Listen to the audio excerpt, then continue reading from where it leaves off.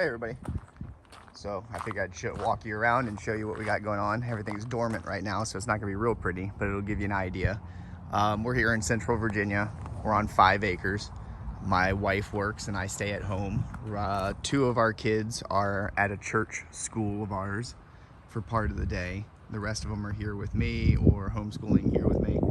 All right, so we're on 5 acres. This is all elderberry in here. I made the mistake of planting it up against a fence, so now I can't just run my 0 turn or my mower around the thicket to keep it maintained. So I have to physically go with clippers to get it off that fence. So in future stuff, I'm not putting anything up against fences, even though everybody thinks to do it that way. Like, I got a fence, it's gonna be perfect, I'm gonna put it right over there and it can grow on the fence. Well, it makes it very difficult to maintain. Anyway, blackberries. And that's a cherry tree. I'm working on getting pruning done. Sorry, it's a garden disaster. So we're, during spring, we sell a whole bunch of plants that either we propagate or that we get from nurseries that are much smaller. We pot them up, put them in the greenhouse, and then we'll sell them for spring. So we've been working on, there I am, hello. So we've got a bunch of strawberries here and blueberries.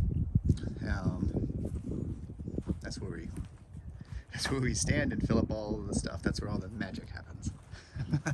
I did a carport greenhouse. So the carport itself, the metal was messed up. So I used the frame. There's rabbits in there right now. So I used the frame and then ordered off of Farm Tech, ordered the plastic, the greenhouse plastic from there. You can do custom sizes, and wrapped it over it. I used landscape timbers at the bottom. I don't think you're even gonna be able to see it.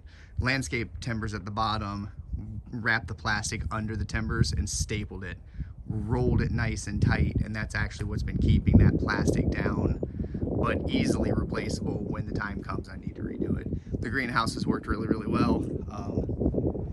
There's no heat in it or anything, so things do still freeze during the winter, but it's really helped extend our seasons. But really last year with using this greenhouse, this was by far the last year was the best year I had for seedlings. They looked really nice. It's the first time I've done them in a greenhouse as opposed to just in my backyard in a window, and they get all tall and leggy and then fall over. So, all right, so a bunch more.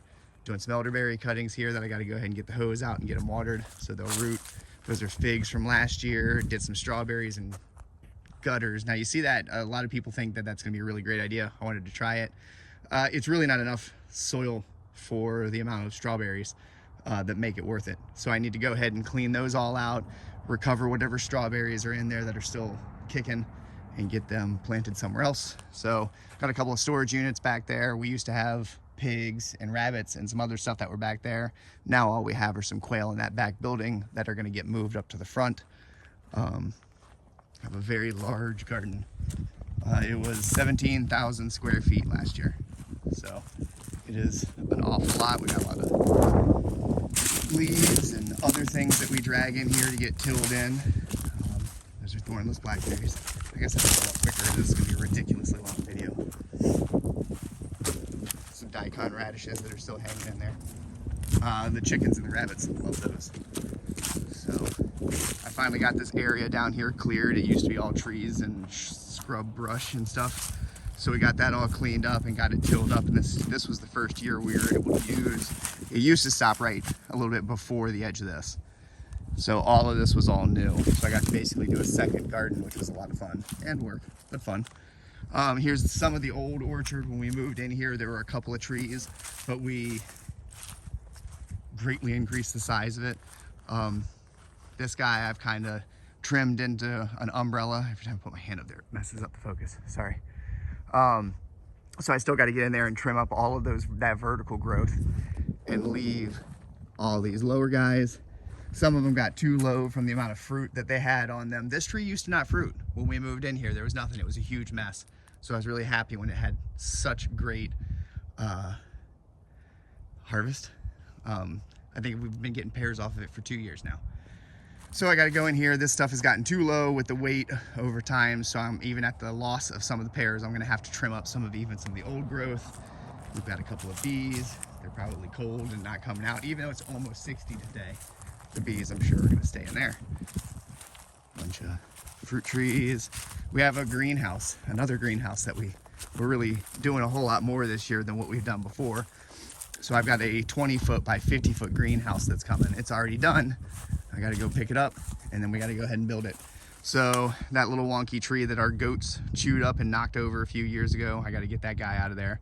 But this section right here is going to be where that greenhouse goes. It's a big hoop house style, big enough for me to get the tractor into. So that's pretty cool.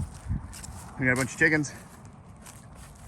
We parted out car parts, but really I don't have a whole lot of time. But the used parts on those sell really well. Getting them off isn't hard.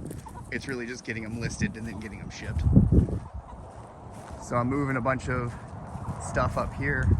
We've got that much larger new carport that we put the pallet racking into. And that's coming along. It's just hard to find time to organize everything. This is gonna be where we put the rabbits and the quail. We're purchasing a house, and my wife's from Pennsylvania. We're purchasing a house up there. It's a family home. It's fantastic. It's 200 years old. But anyway, the reason that has anything to do with this is we're probably going to spend some time up there, more than what we already do now. And it's hard to get people over here to watch your animals twice a day. So we may even be getting rid of the chickens as we come into spring, and everybody's asking if we have chickens to sell. We weren't going to. But if I get rid of the chickens and I only have the quail and the rabbits, they can both go in this building, and they can be checked on once a day by a friend of ours who lives right up the street. Hi, Steve. So here's where we've enclosed all of this. I've got to close up that top part, but I think I'm just going to wire it in. We really don't have such terrible winters that I need to keep that enclosed, but I could plastic over it in the winter. These are the cages we got from Nick out at Hostile Hair in Arizona. They're fantastic. I installed the wire, the bottom upside down. So I got to take this down, unclip it, and fix it. So that stinks. But I'm using electric fence wire. And you're probably sitting going, that's not gonna work. We've used it before, it works great. It's never failed before, it's never broke. And surprisingly, by the way that you secure it, it's actually doesn't go anywhere. Now we've got some sheetrock pans from Lowe's. They're sheetrock pans that they're curved. They don't have like mud, sheetrock mud. They don't have corners, so it's gonna be perfect. And it's exactly the size of the cage. So I'm gonna cut a section of this metal that I've got back in the woods and attach it to the back and bend it like a U, because the pan has a lip. So I'm gonna be able to hook the pan up underneath of it. And then I'll have maybe an S hook or two on the front that hooks up underneath of that. So ideally I'll have black pans up underneath of each one of these at only, I think, 12 bucks a piece. Extremely easy to clean. I have the ability to raise these up, and I can do a whole nother run underneath. We've got 15 cages that I got to assemble and put in here. So fun stuff. I did this on the bottom because if I did gravel, it's gonna get poop and stuff in it. Now I have the ability to clean it all out. This is just wood chips. I didn't want to do something where I had no ability to just every year or two just go through and clean it all out. But really, if the pans and everything work the way they're supposed to, the ground really should never become a mess. We're right up on a main road, so I sell lots of stuff up at the street. I sell a bunch of burn barrels, like the metal drums. So I've got a trailer over there, and I run down to a place where I buy them from, bring them up here, and then put them out at a self-serve stand out by the road. And that does very well. Well, that's it. Really long video of what's going on around here. I hope you guys enjoy it. Take care.